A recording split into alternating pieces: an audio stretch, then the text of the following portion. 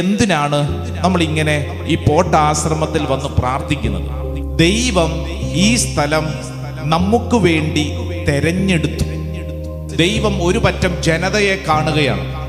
ഈ ജനതയ്ക്ക് സൗഖ്യത്തിനും ആരാധനയ്ക്കും ബലിയർപ്പണത്തിനും വേണ്ടി ദൈവം ഒരു സ്ഥലം തെരഞ്ഞെടുക്കുന്നു.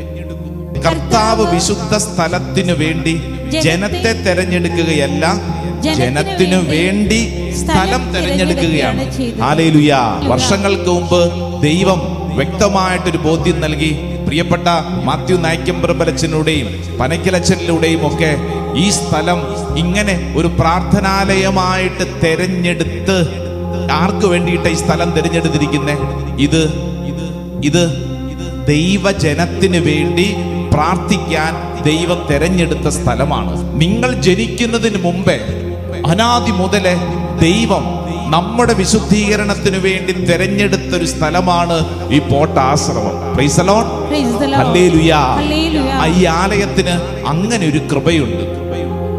ഒരുപക്ഷെ ഇവിടെ ശുശ്രൂഷയ്ക്ക് വരുന്ന വൈദികർ ഇങ്ങനെ മാറിക്കൊണ്ടിരിക്കും. പക്ഷേ നമുക്കറിയാം, ഈ മണ്ണിനും അന്തരീക്ഷത്തിനും ഒരു വലിയൊരു അഭിഷേകമുണ്ട്. ഈ മണ്ണിൽ നടന്നത് കണ്ടതും കേട്ടവരുമാണ്, അനുഭവിച്ചവരുമാണ് എൻ്റെ മുമ്പിൽ ഇരിക്കുന്നവര്. അപ്പോൾ തൻ്റെ നാമം സ്ഥാപിക്കാനായി ദൈവം ഒരു സ്ഥലം തിരഞ്ഞെടുക്കും. Price the Lord. ഹല്ലേലൂയ. നമ്മുടെ ഈ പോട്ടാശ്രമം എല്ലാ ജനതകൾക്കുമുള്ള പ്രാർത്ഥനാ ആലയമാണ്.